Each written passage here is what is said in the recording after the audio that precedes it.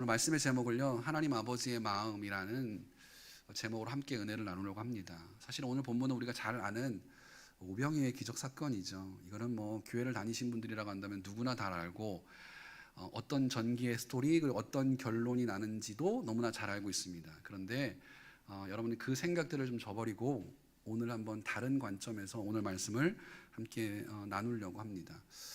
말씀을 나누기 전에 여러분에게 중요한 질문 하나를 드리길 원합니다. 여러분 이 질문에 여러분 스스로가 소리내지 않으셔도 됩니다. 여러분 속으로 한번 이렇게 대답해 보실 수 있었으면 좋겠습니다. 사랑하는 여러분 하나님 믿으십니까? 생뚱맞게 왜 목사가 설교 전에 이런 질문을 할까?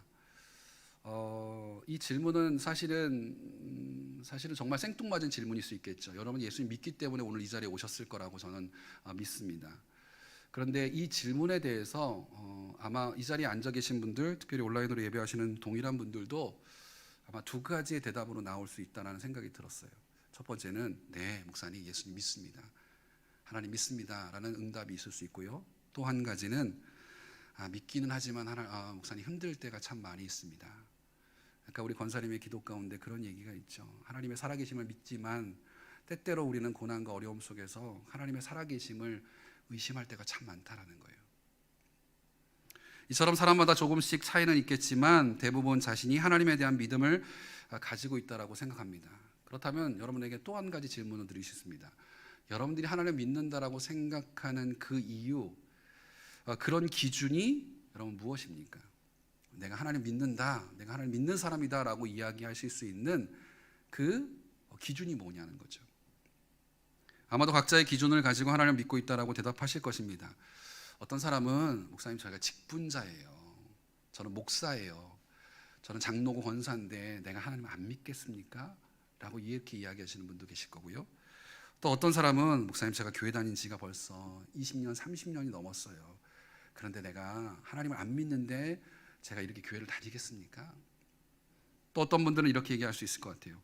하나님이 살아계심을 믿고 있는데 어찌 내가 하나님을 믿지 않을 수 있겠습니까? 라고 응답하시는 분들도 있을 것입니다.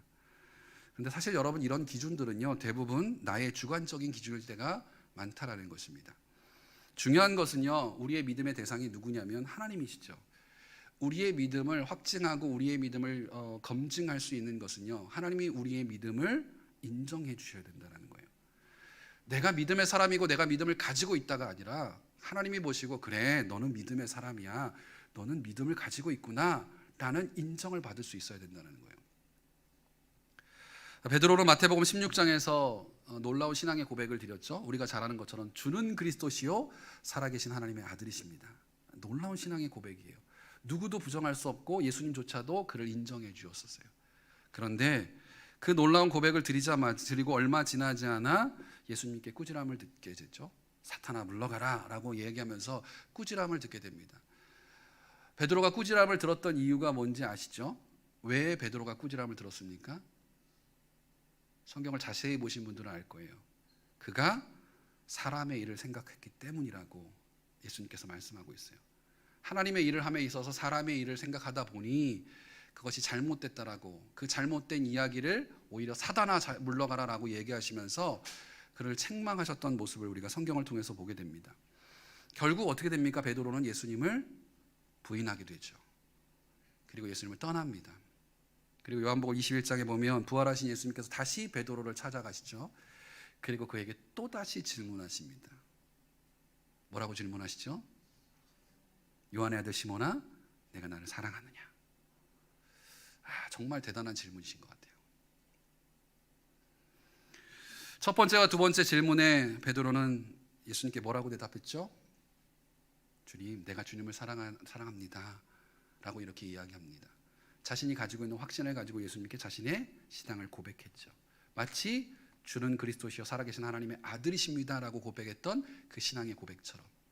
그런데 예수님은 그 두 번의 대답을 무시하시고 한 번 더 베드로에게 질문하십니다. 요한의 아들 시몬아, 내가 진짜 나를 사랑하느냐? 세 번째 베드로의 대답은 좀 달랐어요.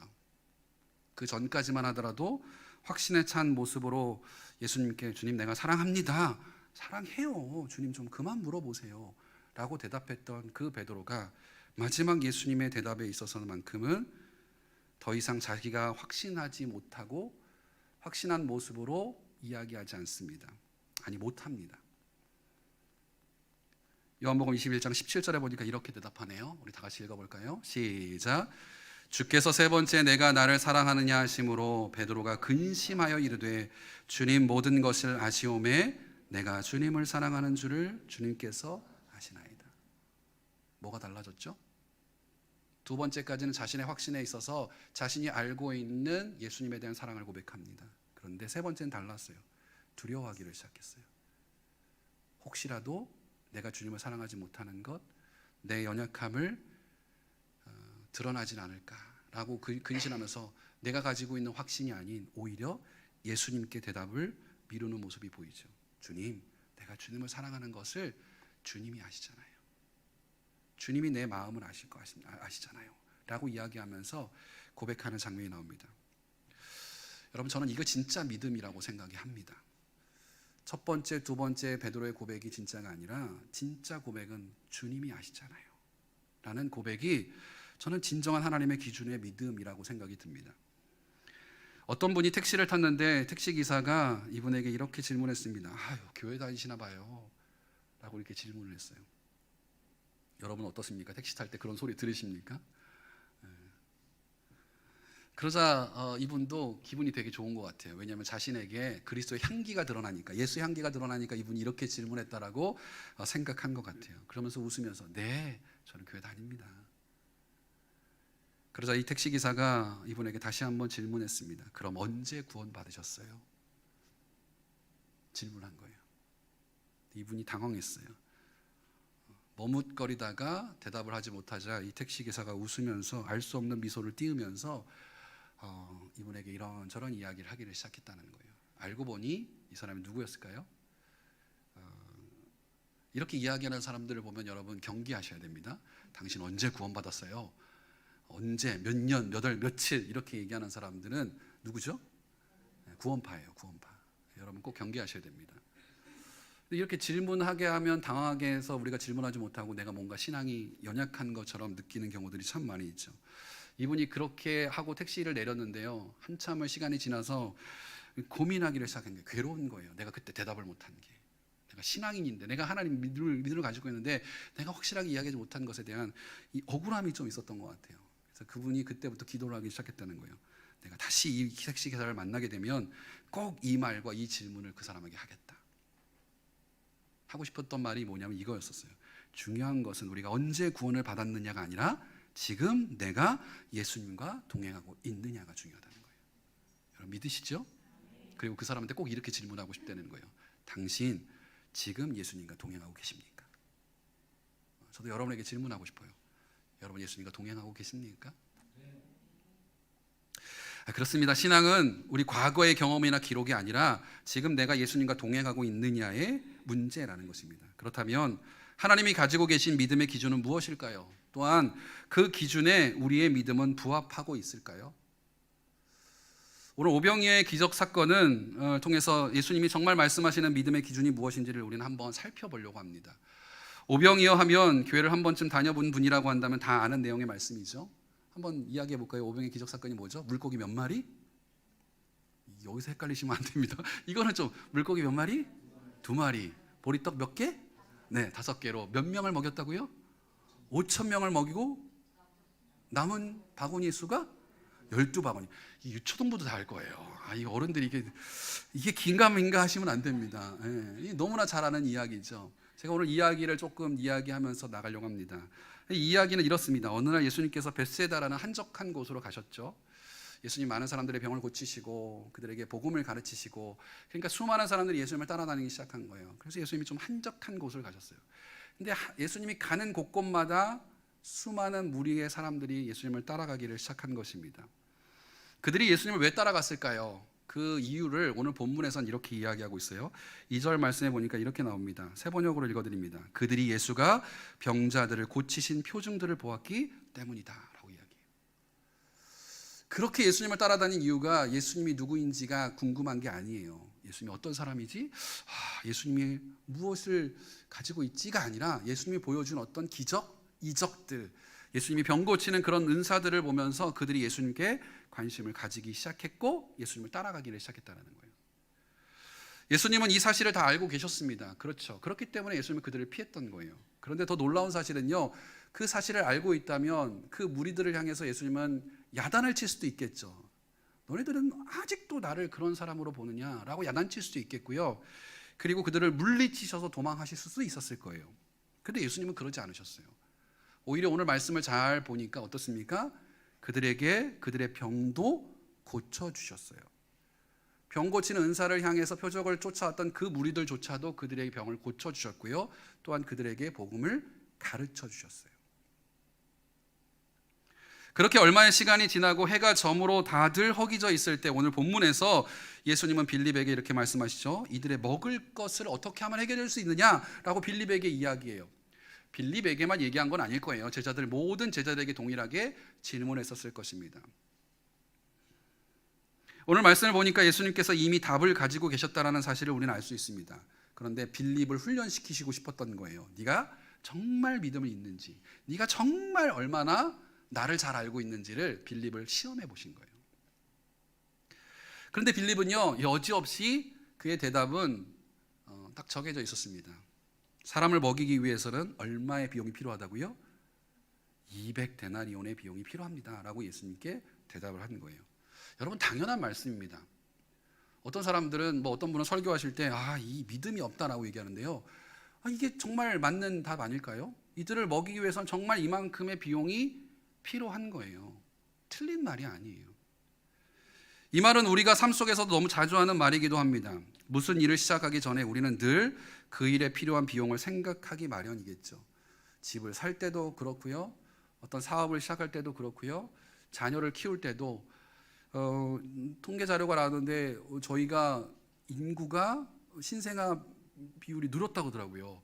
그래서 제가 참 놀랍다고 생각이 들었습니다. 그런데 이게 2명을 낳을 거냐라는 질문에는 다들 이렇게 묵묵무답을 하더라고요. 2명을 낳지 않겠습니다라는 이야기가 거의 지배적이었어요. 근데 그 이유 중에 하나가 뭐냐면 자녀를 키우는데 국가에서 지원하는 비용으로는 절대 이 아이를 키울 수 없다는 거죠.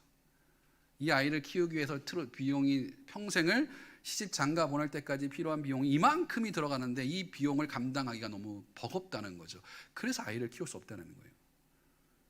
여러분, 저는 능력 있는 사람입니다. 아이를 3명이나 키웠습니다.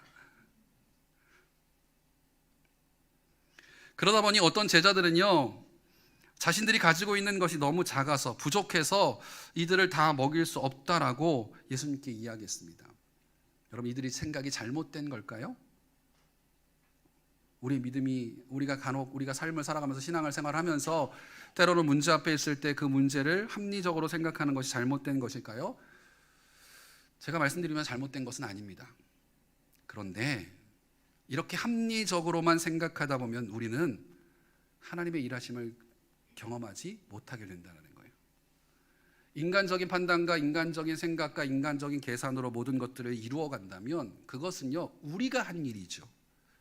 신앙인은요, 우리의 힘으로 살아가는 게 아니라 하나님의 힘으로 살아가는 사람들이에요. 제가 그렇게 이야기하잖아요. 아까도 제가 능력 있다라고 얘기했죠. 3명의 자녀를 키웠는데 능력 있다라고. 아니요, 제가 능력인 게 아니라 저희 3명의 아이들은요, 누가 키웠냐면 제가 키운 게 아니라요, 저는 이야기할 수 있어요. 저희 아이들 3명은 하나님이 키우셨어요. 아무도 아멘 안 하시네요. 다시 한번요. 제 사랑하는 3명의 자녀들은요, 제가 키운 게 아니라 누가 키웠다고요? 하나님이 키우셨어요. 저는 이걸 확신할 수 있어요. 왜냐하면 제가 능력이 없거든요. 합리적인 생각을 가지고 살아간다면 여러분, 그 합리적인 생각을 가지고 교회 안에서나 우리가 신앙생활을 함에 있어서 이런 합리적인 생각은요, 가장 중요한 하나님의 일하심을 경험하지 못하게 우리를 만든다라는 거예요. 그러니까 늘 불안하고 두렵죠. 심지어는 하나님의 능력이 없는 것처럼 하나님이 정말 살아계신 것에 대한 의심을 품게 만든다라는 거예요. 근데 사실은 여러분, 하나님은 늘 언제나 우리 곁에 계시고요, 우리 가운데 늘 말씀하시고요, 우리 가운데 늘 일하시는 분이세요. 그 일하심을 막는 게 누구냐면요, 우리예요. 우리는 늘 하나님 앞에 질문하죠. 하나님, 왜 내 기도에 응답하지 않으십니까? 아니요, 기도에 응답하지 않는 게 아니라 기도하지 않는 거예요, 우리가. 혹은 우리의 기도가 잘못된 거예요. 그래서 예수님은요, 제자들의 이 합리적인 생각을 바꾸어 놓으십니다. 오늘 말씀해 보니까 가장 먼저 그들이 부족하다고 생각했던, 그들이 작다고 생각했던 것들을 예수님께 가져오라고 말씀하시죠. 물고기 2마리와 보리떡 5개를 예수님께 가져옵니다. 제자들이 그 작은 도시락. 예수님은 그 작은 도시락을 가지고 어떻게 하셨습니까? 어떻게 하셨어요? 축사라고 말을 하는데요, 축사가 뭐죠? 축복하고 감사한다는 거예요. 이 작은 것이지만 이것에 하나님께서는 예수님을 먼저 감사하셨어요. 예수님, 이렇게 작은 것을 주시니 너무 감사합니다. 이 어린아이의 이 도시락을 통해서 하나님의 놀라운 능력을 좀 보여주세요. 그렇게 기도하셨어요. 그리고 제자들에게 어떻게 하셨죠? 이것을 가지고 나눠줘라. 그냥 쪼잔하게 한두 개 나눠줘가 아니라 오늘 성경에 보니까 뭐라고 얘기했죠? 그들이 원하는 만큼, 그들이 배불리 먹을 만큼 나눠주라고 얘기했어요. 제자들이 그 말에 순종하자 놀라운 일이 벌어지죠. 우리가 잘 아는 것처럼 그들이 배불리 먹고도 12바구니가 남게 돼요. 여러분, 이 말씀을 보는데 한 가지 떠오르는 장면이 있지 않으십니까? 저는 딱 떠올랐어요. 가나 혼인잔치가 떠오르더라고요. 물을 가지고 연회장에게 떠다 주라라고 말씀하셨던 그 예수님의 말씀에 거기 있던 종들이 순종했더니 어떻게 합니까? 물이 포도주로 변했어요. 그것도 그냥 포도주가 아니라 최상급의 포도주로 변했어요. 여러분, 이게 하나님의 능력이에요. 우리가 가진 지식과 우리가 가진 어떤 이해로 하나님을 이해하지 않았으면 좋겠어요. 사랑하는 여러분, 저는 이런 하나님의 일하심을 우리 포도나무 교회 성도들이 경험할 수 있었으면 좋겠어요. 언제까지 우리의 머리로, 우리의 계산으로 여러분 신앙생활 하지 않았으면 좋겠어요. 하나님께 맡겨야죠. 사실 오늘 본문의 핵심은 물고기 2마리와 보리떡 5개로 5,000명을 먹였다가 아닙니다. 그렇기 때문에 저는 오병이어라는 제목을 안 정했어요. 만약 그렇게 생각한다면 우리도 예수님을 따르던 다른 무리와 별 다르지 않는 그저 예수님이 행하신 기적에 초점을 맞추고 살아가는 인생일 거예요. 왜 나에게는 그런 기적을 주지 않으세요? 왜 하나님 우리에게서는, 우리 가정에는, 왜 우리 교회는, 내 삶에는 이런 기적과 같은 일들이 일어나지 않습니까? 라고 하나님 앞에 불평하기 마련이라는 거예요. 근데 여러분, 오병이어는요, 단순히 예수님의 기적을 설명하기 위해 기록된 말씀이 아니라 예수님이 가지고 계신 믿음의 기준을 우리에게 알려주기 위해 기록한 말씀이에요. 그것을 알 수 있는 건요, 그 뒤에 연속해서 나오는 말씀을 보면 우리는 알 수 있어요. 만약 예수님도 기적을 보여주기 위한 목적으로 그 오병이의 기적을 일으키셨다고 한다면 예수님이 그 사람들이 보인 반응에 예수님은 기뻐하셔야죠. 왜냐하면 내 계획대로 됐다. 야, 내가 기적을 일으켰더니 이 사람들이 이렇게 좋아하는구나. 내가 그리스도라는 것을 이들이 아는구나 라고 하면서 기뻐하셔야죠. 근데 예수님은 그러지 않으셨어요. 오히려 그 사람들의 모습에 다르게 반응하시는 모습을 오늘 성경은 기록하고 있다는 것입니다. 그 말씀이 어디에 기록되어 있죠? 14절과 15절이요. 우리 세 번역으로 한번 읽어보겠습니다. 14절과 15절입니다. 시작.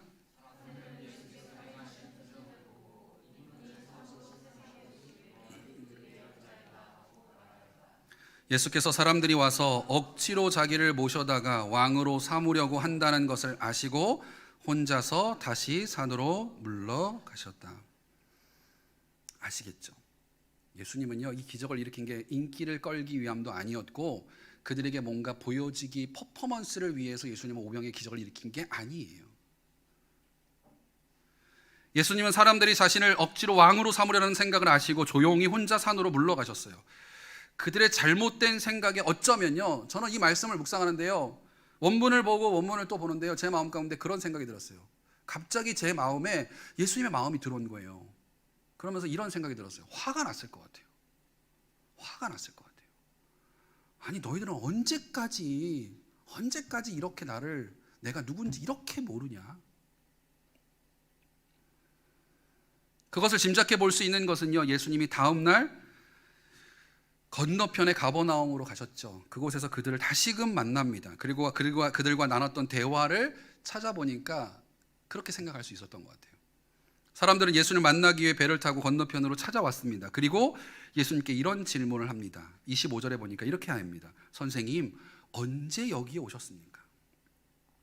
제가 이야기를 좀 너무 순화시켜서 얘기했는데요. 사실은 여러분 같으면 어떨까요? 예수님을 막 쫓아갔어요. 근데 예수님 혼자 어디 가버리신 거예요. 그 다음날 찾으니까 예수님이 없어요. 그럼 여러분 어떤 생각이 들까요? 막 짜증나지 않습니까? 또 예수님 또 어디로 간 거야? 배 타고 그 예수님을 찾아갔어요. 근데 예수님이 배 건너 바다 건너에 계신 거예요. 그러면 예수님 만나자마자 뭐라는 생각이 들어요? 예수님 좀 같이 가시지. 왜 혼자 가셨어요? 언제 여기 오셨어요? 라고 취조하듯이 아마 그들이 예수님께 이야기했을 것입니다. 그러자 예수님께서 26절과 27절에 이런 말씀을 하셨어요. 26절과 27절 우리 세 번역으로 다 같이 읽겠습니다. 시작. 내가 진정으로 너희에게 말한다. 너희가 나를 찾는 것은 표징을 보았기 때문이 아니라 빵을 먹고 배가 불렀기 때문이다. 너희는 썩어 없어질 양식을 얻으려고 일하지 말고 영생에 이르도록 남아있을 양식을 얻으려고 일하여라. 이 양식은 인자가 너희에게 줄 것이다. 아버지 하나님께서 인자를 인정하셨기 때문이다. 예수님은 그들이 예수님을 따라온 이유가 예수님 때문이 아니라고 이야기해요. 예수님을 따라가면 자신들의 부족함을 채워줄 거라고 생각했던 그들의 생각 때문에 그들이 예수님을 자신을 따라왔다라고 생각하신 거예요. 너희는 언제까지 나를 그런 존재로만 믿을래? 언제까지 나를 너희의 부족한 것들만 채워주는 존재로 너희들은 나를 생각하느냐라고 그들을 책망하시는 거예요. 여러분, 이 말을 예수님께 듣고 그들은 어떤 마음이 들었을까요? 우리는 어느 정도 좀 순화됐기 때문에 이걸 이해할 수 있겠지만 당시에 있는 그 예수님을 따랐던 무리들은 어떤 생각이 들었을까요? 마음에 찔림이 있었을까요? 그러면 너무 다행이겠지만 저는 반대였을 것 같아요. 서운한 마음이 들었을 것 같아요. 실제 그들은 서운한 마음을 담아서 예수님께 다시 이렇게 질문합니다. 28절에 우리가 무엇을 하여야 하나님의 일을 하는 것이 됩니까? 라고 질문해요.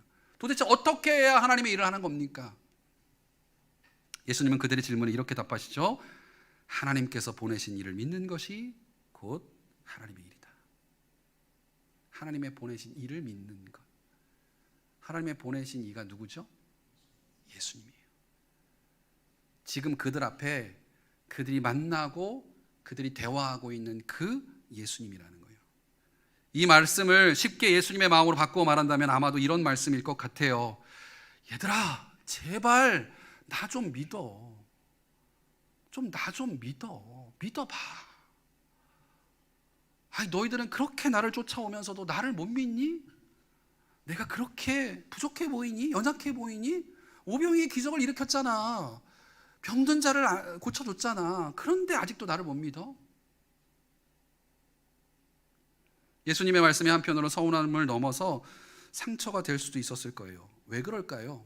왜 그런 마음을 제가 이야기하는지 아십니까? 그들이 열심이 없었을까요? 오늘 본문에 기록된 그 큰 무리들이 열심이 없었던 사람들입니까? 그렇지 않아요. 여러분 잘 보세요. 그들은요, 예수를 만나기 위해 벳세다라는 곳까지 그들은 예수님을 찾아갔어요. 거기까지는 누구나 할 수 있죠. 교회를 여러분도 오실 수 있는 것처럼. 그런데 예수님의 그 가르침을 듣기 위해서요, 하루 종일 들판에 앉아 있었어요.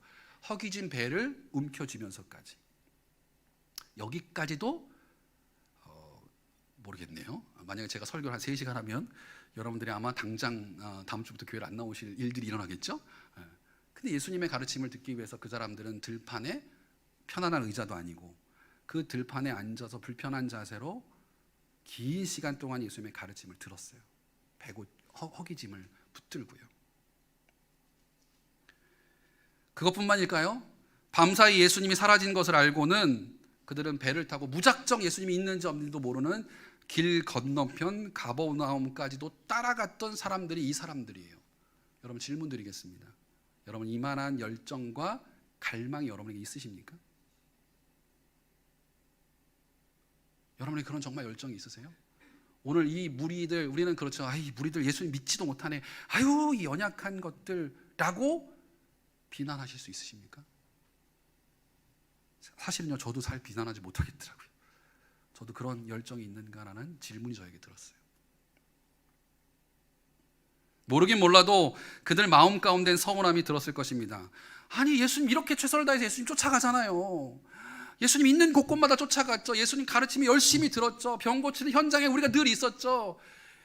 예수님이 도망가면 그곳에 쫓아갔죠. 산도 올라갔죠. 별의별 곳을 다 따라다녔잖아요. 예수님, 그런데 우리가 열정이 없다고요? 그런데 우리가 예수님을 모른다고요? 아유, 예수님, 우리 예수님 누군지 알아요. 내가 예수님 믿어요. 그런데 예수님은 그런 그들을 칭찬해 주지를 못할 망정 그들을 책망하고 계셨다라는 거예요. 심지어 그런 그들의 열심과 믿음이 잘못되었다라고 오늘 본문에서 지적하고 있다라는 거예요. 사랑하는 여러분, 저와 여러분들의 열심과 믿음도 이런 잘못된 모습인지 점검해 봐야 돼요. 우리가 하나님 앞에 예배하고 기도하고 또 교회에서 봉사하고 헌신하고 물질로 드리고 있음에도 불구하고 그것이 혹시라도 하나님을 위함이 아닌 나의 열심과 열정으로 이루어진 일이라고 한다면 그것을 하나님 결코 기뻐하지 않는다는 거예요. 이번 한 주간 이번 말씀을 묵상하는데 제 마음 가운데 참 많이 괴로움이 있었어요. 어쩌면 이런 예수님의 모습에 너무하다고 생각하시는 분들도 계실 거예요. 아니, 이 정도면 됐지. 아니, 우리가 이 정도 헌신하면 됐지. 예수님 너무하신 거 아니에요? 그러나 예수님의 입장에서는 결코 너무한 일이 아니에요. 이게 왜냐하면 너무나 중요한 문제이기 때문에요. 한번 예를 들어볼까요? 너무 쉬운 예를 하나 들어보겠습니다. 여러분들 사랑하는 자녀들이 있어요. 아니면 남편과 아내를 있어요. 그 사랑하는 사람을 위해서 파티를 한번 준비한다고 생각해 보세요. 파티를 준비하는데 막 음식을 준비하고 화려한 꽃들을 준비하고 막 이렇게 준비를 해요. 벌써 여성분들은 웃음을 끼를 나도 그런 파티를 좀 그런 하여튼 사랑하는 남편이 사랑하는 아내를 위해서 아니면 부모들이 자녀를 위해서 이렇게 막 준비를 한다고 생각해 보세요. 그런데 그 준비를 하는 과정을 설명하니까 이런 거예요. 자녀를 위한 파티라고 얘기할게요. 부모가 좋아하는 것들을 다 준비하는 거예요. 부모가 좋아하는 어떤 장식들, 그리고 부모가 좋아하는 음식들, 그리고 부모가 좋아하는 어떤 선물들을 준비해서 이 아이를 위한 파티라고 준비가 됐어요. 이 아이가 자, 얘야, 지원아, 널 위한 파티를 준비했어. 빨리 가자. 그럼 이 아이가 와 집에 딱 갔는데 그 파티 현장을 보고 나서 이 아이가 어떤 얘기를 할까요? 기뻐할까요? 지원이는 노란색을 좋아하는데 엄마가 파란색을 좋아해서 다 온통 파란색으로 만들어놨어요. 그럼 지원이가 너무 좋다 이렇게 할까요? 아닐 거예요. 별로 기뻐하지 않을 거예요. 왜요? 그건 누가 좋아하는 거니까? 부모님이 좋아하는 거니까. 아마 오히려 화를 낼지도 몰라요. 아니, 엄마, 내가 노란색 좋아하는 거 알잖아요. 근데 왜 파란색을 준비했어요? 이건 나 기쁘지 않아요. 음식을 준비했는데 아이들이 좋아하는 음식이 아니라 부모가 건강을 위해서 야채를 다져놓고 거기다가 막 인삼 같은 걸 막 넣어서 아이들에게 야, 너 먹어봐. 이게 얼마나 좋은 건데. 아이가 좋아할까요? 아마 승질낼 거예요. 엄마나 먹어. 그러지 않을까요? 선물을 준비했는데요. 그 선물이 아이가 원하는 선물이 아니라 부모가 원하는 선물이에요. 예를 들어서 참고서를 사준다거나 영어 사전을 사준다거나 야, 너를 위해 준비했어. 얼마나 기쁘니? 그럼 그 아이가 아이고 엄마 좋아요 감사해요 이렇게 할까요? 아니에요. 던져버릴 거예요.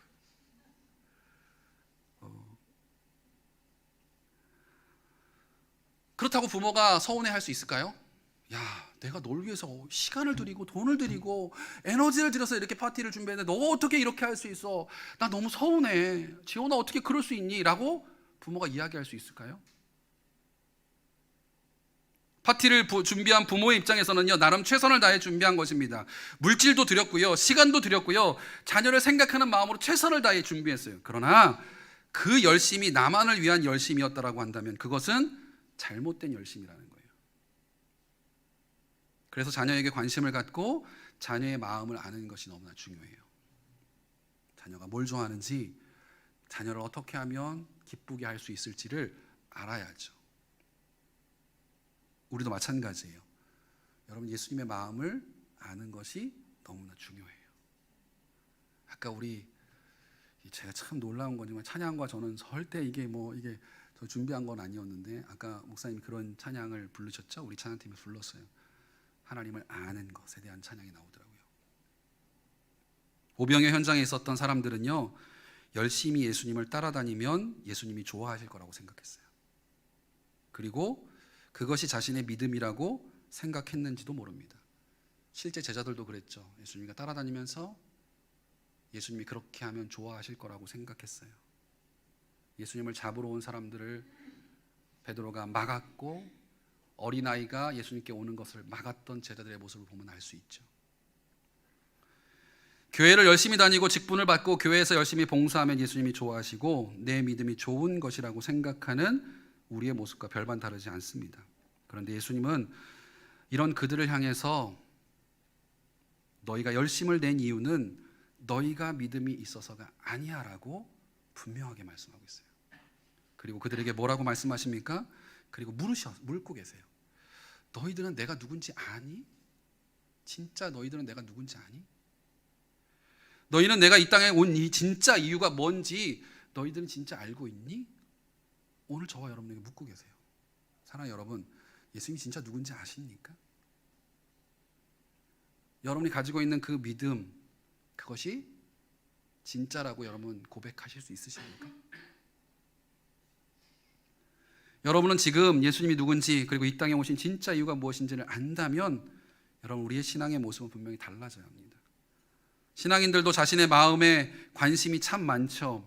그래서 내가 하고 싶은 건, 내가 얻고 싶은 거, 내가 신앙생활하면 이런 복을 누리고 신앙생활하면 내 자녀가 잘 되고 신앙생활하면 이런 것들이 잘 풀리기를 원하는 마음이 우리 가운데 있어요. 부정할 수 없어요. 저도 그러니까요. 그런데 정작 하나님의 마음에 대해서는 무관심한 사람들이 너무나 많다라는 거예요. 심지어 신앙생활도 자신의 감정이나 기분에 따라 하는 사람들이 너무나 많이 있다라는 거예요. 죄송한 말씀이지만 그건 진짜 믿음을 가진 사람의 모습이 아니에요. 내가 어려움이 있다고 해서 신앙을 포기하거나 내가 문제가 있다고 해서 내 믿음이 흔들리는 믿음이라고 한다면 그건 잘못된 믿음이에요.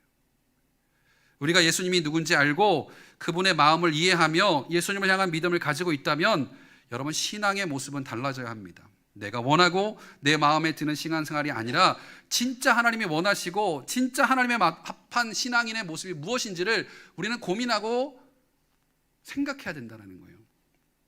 사실 열심이 나쁜 것은 아니겠죠. 하지만 그 열심이 하나님의 마음을 모른 채 내 기준으로만 흘러가는 열심이라면 예수님을 따르던 그때 그 당시의 무리들과 우리는 별반 다르지 않다라는 거예요. 사랑하는 여러분, 예수님은 오늘 우리에게 말씀하고 계십니다. 썩을 양식을 위해 살지 말고 영생하도록 있는 양식을 위해서 살라고요. 그게 누굽니까? 예수님이에요. 중보기도를 준비하면서 그런 생각이 들었어요. 하나님 왜 기도해야 될까요? 왜 우리 교회 성도들의 삶이 참 어려울까요? 왜 조금만 문제가 있으면 성도들이 믿음이 흔들릴까요? 라는 질문을 했어요. 근데 우리가 자꾸만 없어질 것, 썩어질 것에 우리가 너무 목숨을 걸고 살아가는 거예요. 진짜 중요한 것을 붙들지 못하기 때문이라는 거예요. 여러분 만약에 예수님이 진짜라고 확신한다면 왜 우리의 믿음이 흔들릴까요? 예수님이 여러분의 인생의 주인이시고 여러분의 인생을 책임져 주시고 여러분의 삶의 모든 문제를 해결해야 할 능력을 가지고 계신 분이라고 확실히 믿는다면 그 믿음을 진짜 믿음을 가지고 있다면 여러분들이 힘들어할 이유가 없죠. 왜요? 진짜니까요. 근데 우리가 가지고 있는 게 가짜라고 한다면 여러분 어떠시겠습니까? 마음이 흔들리겠죠. 제가 예전에 그런 얘기 했잖아요. 며칠 전에 좀 시간이 지난 이야기인데요. 제가 가지고 있는 게 좀 이제 여러 가지 이유가 있어서 좀 금을 팔 일이 좀 있었어요. 가지고 있던 반지가 있어서 그 금을 팔러 갔어요. 그걸 가져가면서 다른 또 하나의 반지가 있었어요. 이 두 가지를 가져가는데요.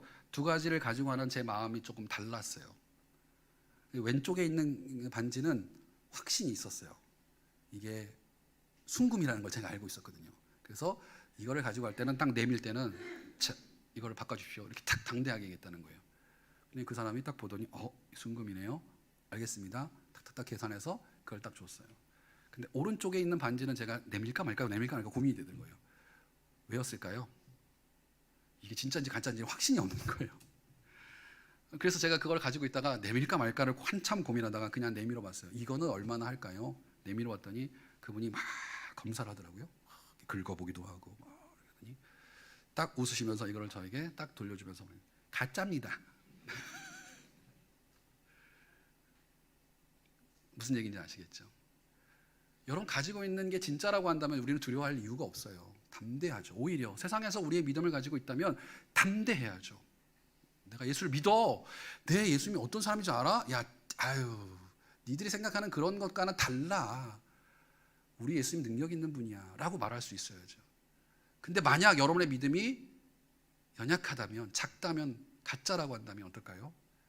세상에서 예수님을 향한 여러분의 믿음에 갈등과 고민이 생기게 된다는 거예요. 내가 기도해도 진짜 들어주실까?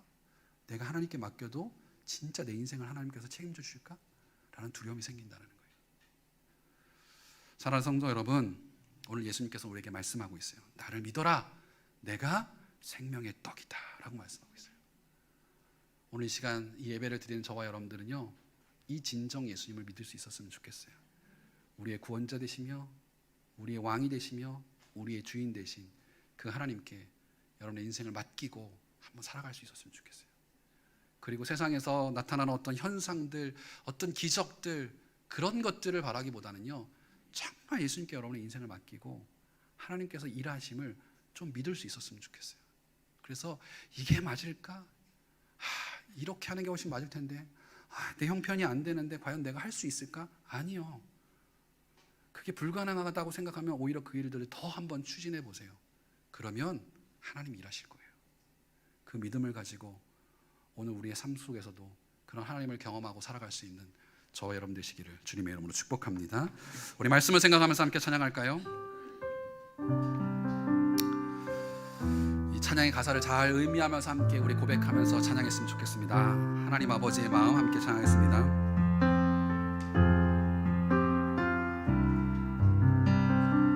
아버지, 당신의 마음이 있는 곳에 나의 마음이 있기를 원해요.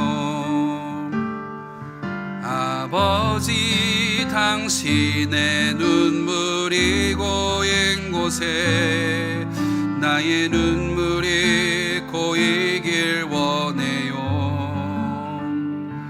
아버지, 당신이 바라보는 영혼에게 나의 두 눈이 향하길 원해요.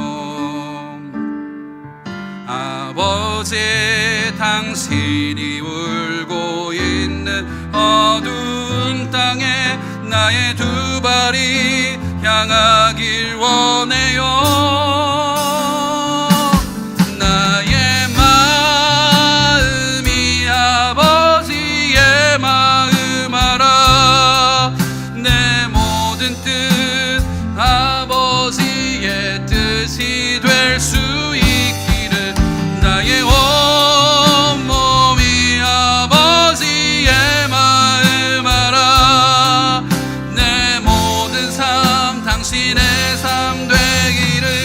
한번 아버지, 당신의 마음이 있는 곳에 나의 마음이 있기를 원해요. 아버지, 당신의 눈물이 고인 곳에 나의 눈물이 고이길 원해요. 아버지, 당신이 바라보는 영혼에게 나의 두 눈이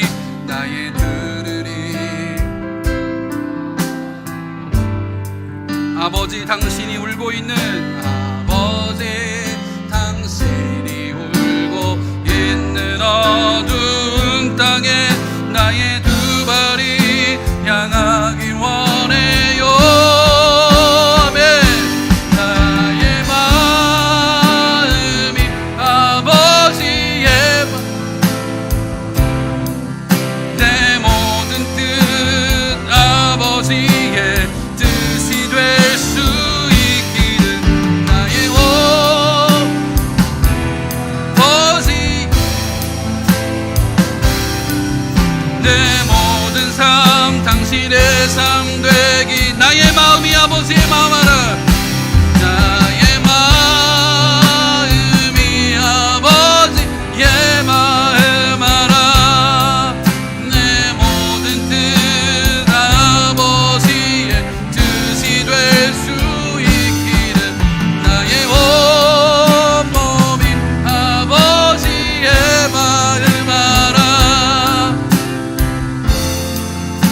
시인의 3번만 더 고백합니다. 나의 마음이 아버지의 마음 알아. 나의 마음이 아버지의 마음 알아. 내 모든 뜻 아버지 뜻이 될 수 있게 우리 아버지의 마음.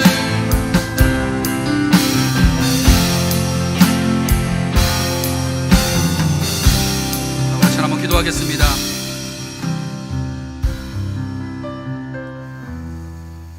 여러분, 우리는 정말 세상에 너무 바쁘게 살아가죠. 여러 가지 일 가운데 삶의 문제 속에서 때로는 아무리 해도 내가 가지고 있는 문제가 해결되지 않는 것처럼 보일 때가 있어요. 그럴 때 우리는 어떻게 해야 될까요? 늘 하나님 앞에 질문합니다. 근데 하나님의 대답은 동일해요. 내 마음을 네가 알아주길 바란다 라는 마음이에요. 오늘 이 시간 여러분들이 가지고 있는 문제들이 있겠죠? 해결할 수 없는 고난의 문제, 정말 도무지 해결하지 못하는 문제들이 있을 거라고 믿습니다. 근데 그 문제를 하나님 앞에 좀 맡겼으면 좋겠어요. 진짜 맡겼으면 좋겠어요. 그냥 말로만 맡기는 게 아니라 진짜 여러분의 삶을 통해서 맡겨볼 수 있었으면 좋겠어요. 그리고 하나님의 뜻이 무엇인지를 한번 구해볼 수 있었으면 좋겠어요. 그럴 때 하나님께서 여러분 통해서 일하실 거라고 저는 확신합니다.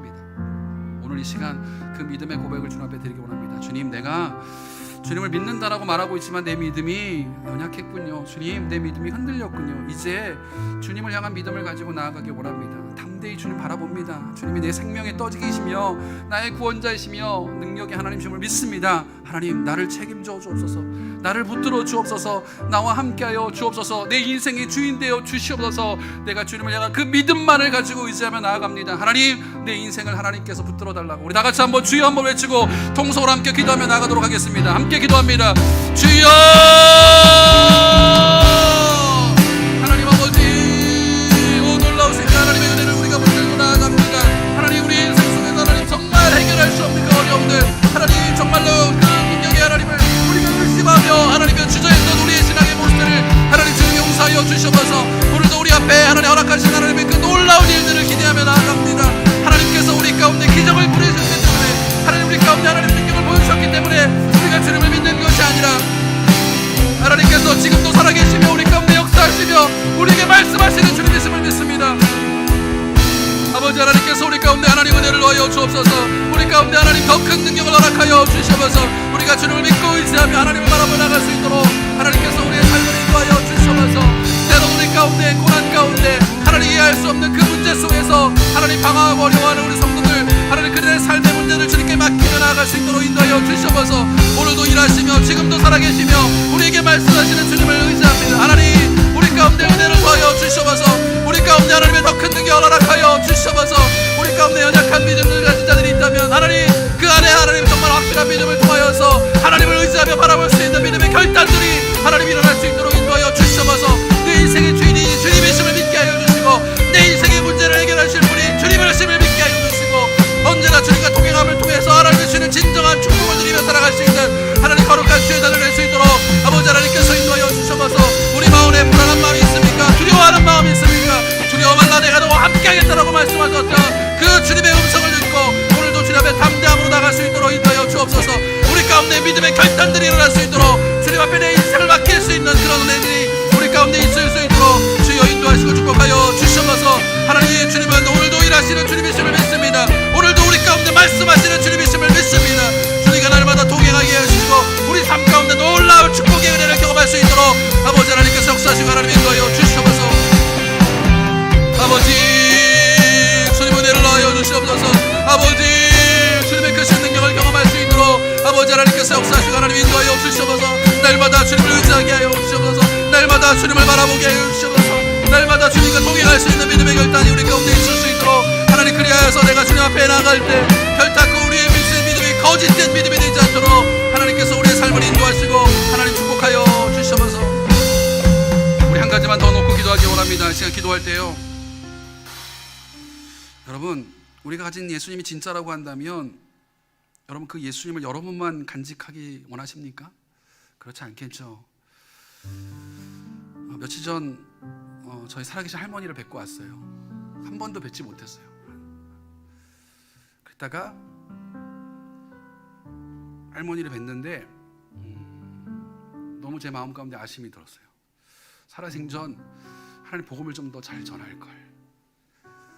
돌아오고 나서 어머니랑 통화하면서 많이 울었어요. 어머니 그러시더라고요.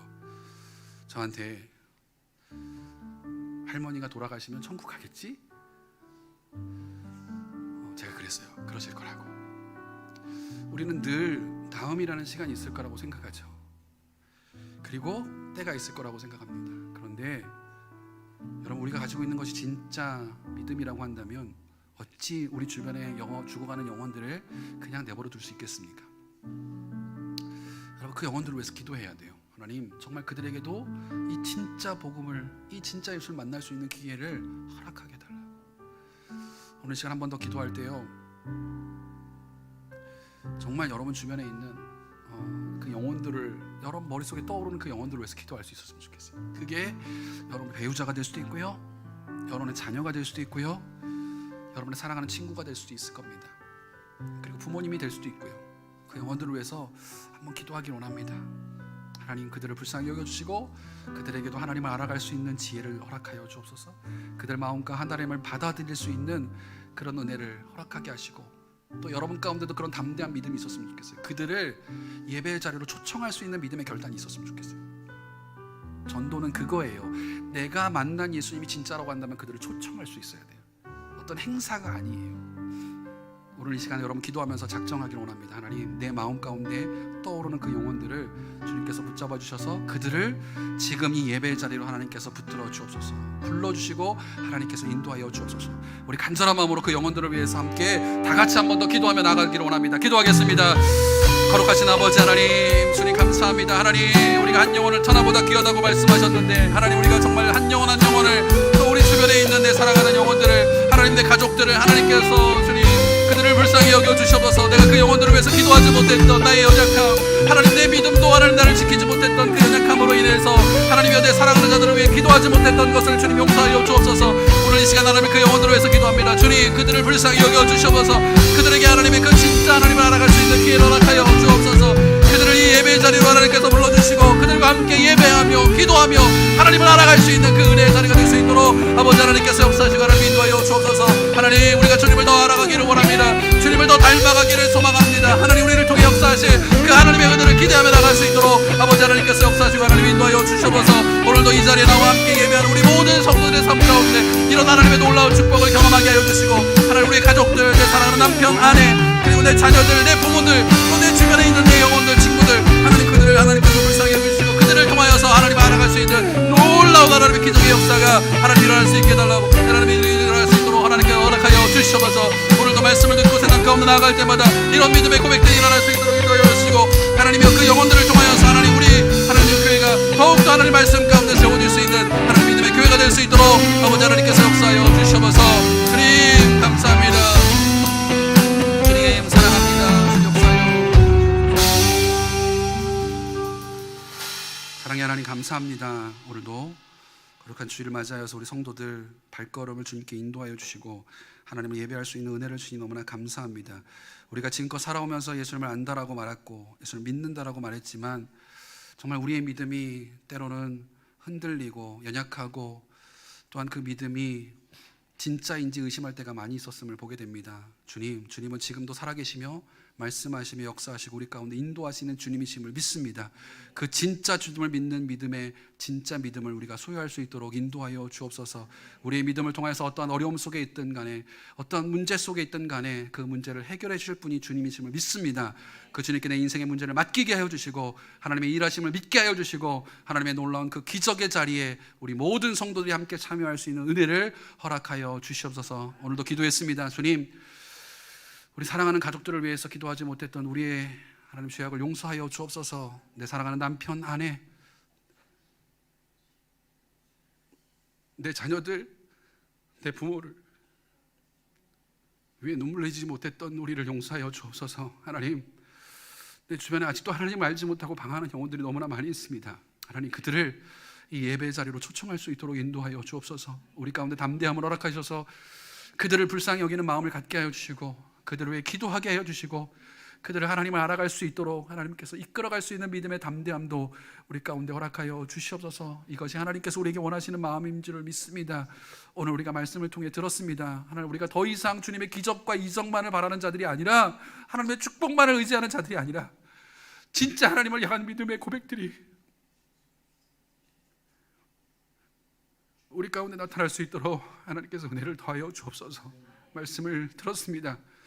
듣는 것으로 끝나는 것이 아니라 우리의 삶의 현장 속에서 이 믿음을 가지고 살아낼 수 있는 힘과 용기도 더하여 주시옵소서. 이번 한 주간 그런 삶을 살아낼 수 있는 우리 보도나무교회 모든 성도들 될 수 있도록 하나님 은혜 허락하여 주옵소서.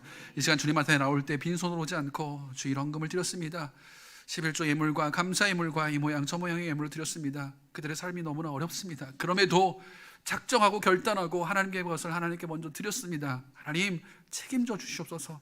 인도하여 주옵소서. 물질에 어려움 당하지 않도록 인도하여 주시고 물질을 드린 그보다 더 큰 하나님의 축복을 드리는 우리 모든 성도들 될 수 있도록 인도하여 주옵소서. 혹시 그 마음 가운데 아직도 결단하지 못하는 믿음들이 있다면 그들의 마음 가운데도 하나님 결단하는 마음을 갖게 하여 주시고 주님 앞에 드림을 통해 주시는 하나님의 축복의 은혜를 경험할 수 있는 우리 성도들 될 수 있도록 인도하여 주시옵소서.